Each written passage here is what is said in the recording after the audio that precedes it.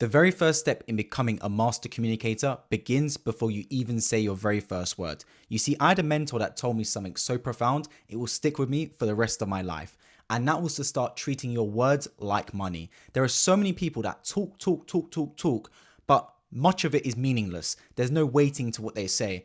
There's this old saying, right, that the most powerful person in the room is often the most quiet person. And that is so, so true, because every word you speak has to feel like a knockout punch. The people that just talk meaninglessly and they just speak and waffle, they have a bad reputation, because when they go to talk again, people just look at them and go, you're just waffling, like there's barely any weighting that comes out of your mouth. Whereas people that are naturally quite quiet and don't say an awful lot, when they do go to talk, suddenly it's like, oh damn, like this person's talking, he's saying something, she's saying something. It's got more weighting to what they say. So if you can say something in 5 words, say it in 5, not 20. And don't always open your mouth. If you are going to open your mouth, make it absolutely 100% sure that it's going to be something worthwhile and you're not just speaking for the sake of speaking. That is the first step. Do not talk for the sake of talking. Talk when you've got something poignant and important to say. Okay, step 2, a pet peeve of mine. The people that go, all that sort of thing. Cut it all out. You will not be respected as a communicator in this world and have that sort of charisma and confidence behind you that resonates with people if every time you speak it's what, you just don't seem like someone that people want to actually listen to. Let's be completely honest about it. Are you going to trust someone that and ahs their way through every presentation, or someone that speaks with the utmost confidence? Because speaking a lot of time is all you have to account for yourself.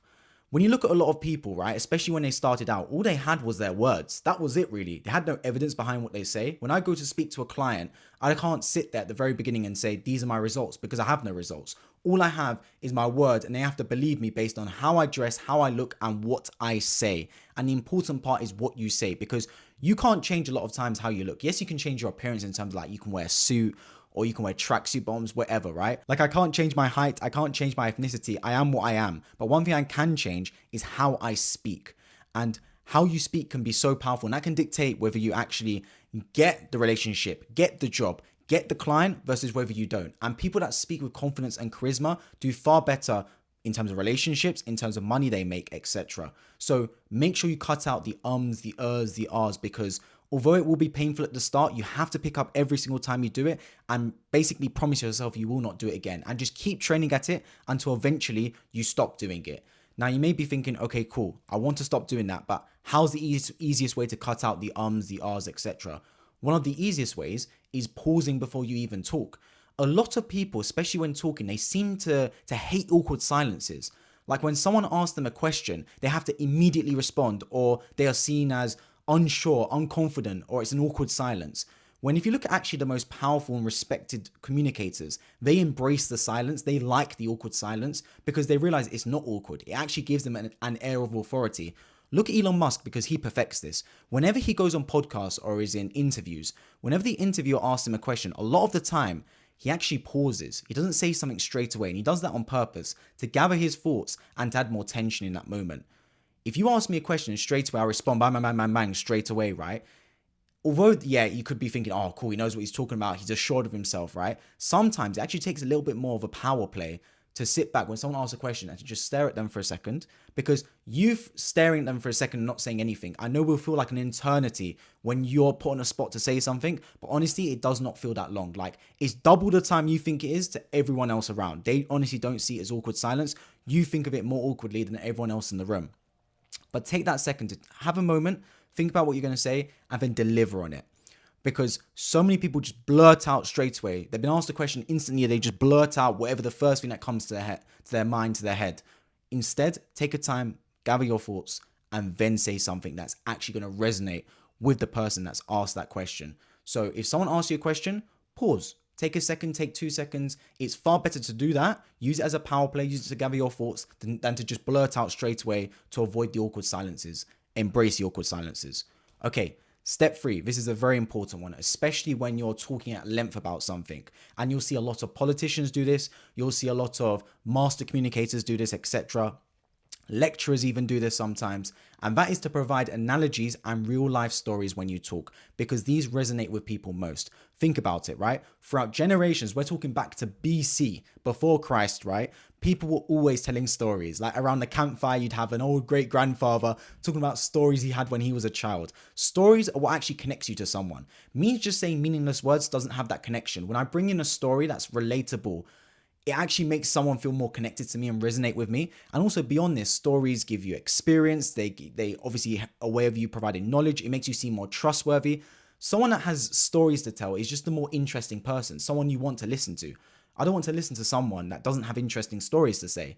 And obviously you can't fabricate this, you can't fake this. So if you haven't got any interesting stories, go live an adventure. Go on a one man or one woman flight to Asia or halfway across the world. Do something that's going to give you stories, because you can't fabricate stories. You either have them or you don't, right? But even general things in your day, like going to get coffee, you can turn that into a story as well, as I'm going to show you in this video. So, but make everything a story. Make everything an experience, something that's happened, something you can draw conclusions upon, something that's got like a real story behind it. Don't just make it dull and boring. Take out boringness. Whenever you're talking, there has to not be any boringness at all. Everything has to be an adventure. Even you going for a walk in the park has to be an adventure. You saw something that you weren't expecting, a dog fighting another dog, and a lady that lost her purse and was looking for it, something like that, right? There always has to be some sort of adventure going on. So when you're talking, bring in analogies, bring in real life examples. That will help you resonate with people so much more than just speaking in general terms. And actually a follow on from that, and something super important that not enough people do, and you'll start noticing it from people that are actually very good at communicating, now I've said this, is always talk in the present tense, especially when delivering stories. And also beyond this, withhold information until particular key moments. Now, what do I mean by speaking in the present tense?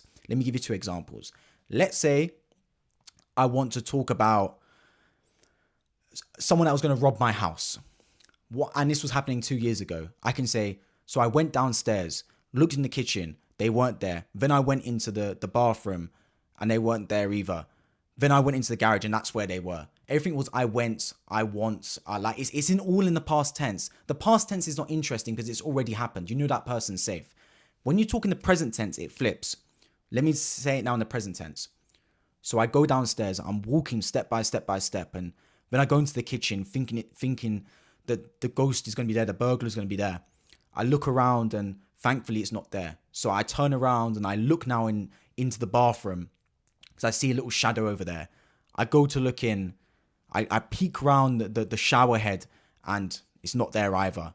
The last place to look is the garage. So I tentatively step over to the garage, look inside, and I take a right look, I take a left look, and there it is right in front of me.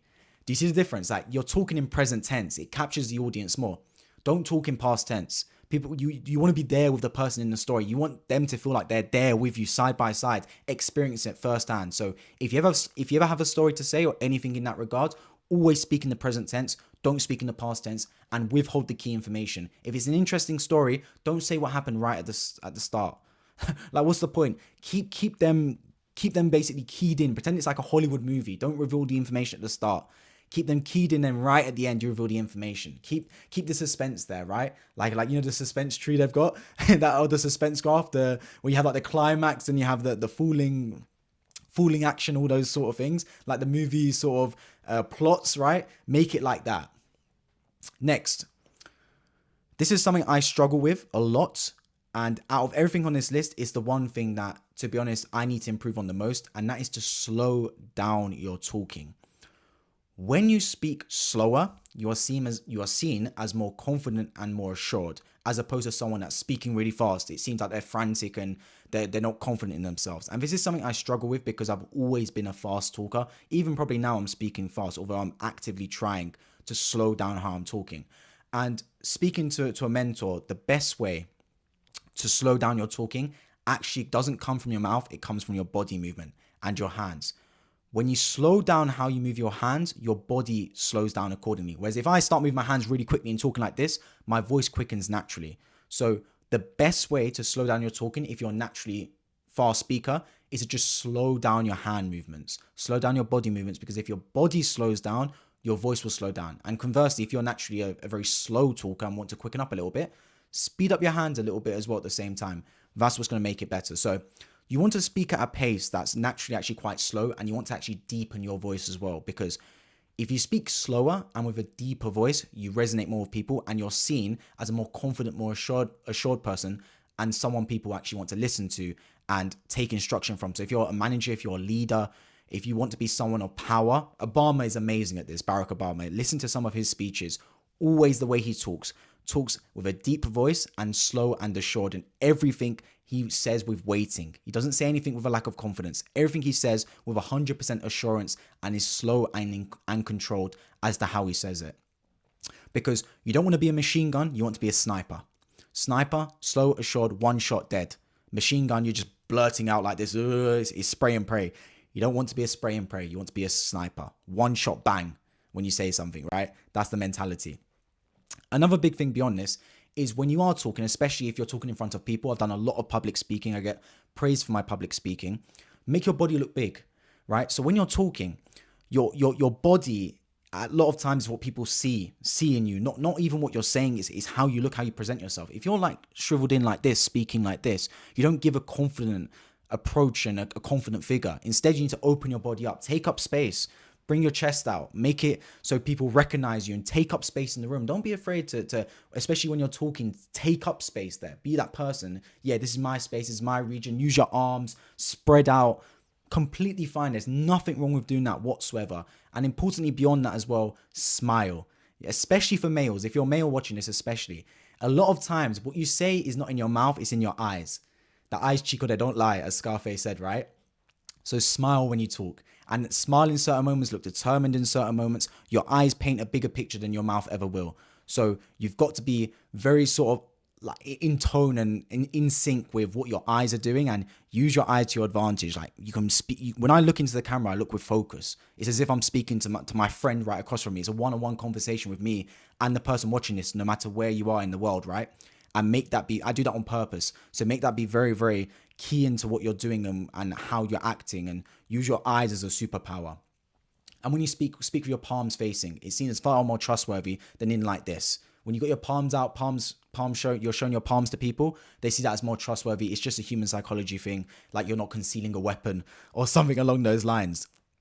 Okay, now we're going to step into an advanced technique, right? And this is something that you won't nail straight away, but over time you should look to do this. And all these things I mentioned in this video, you won't nail overnight. Like I've done thousands of YouTube videos. I've done public speaking, well, more times than I can count really. So even at my young age of 23, I've had experience doing these things, and I did not nail it straight away. And there's still far more I need to do. I'm not perfect at this. I think I'm better than a lot of people my age and the average population and a lot of the public speaking I do, but I'm definitely not perfect. Like there are still times where I and ah and say like and all this and all that.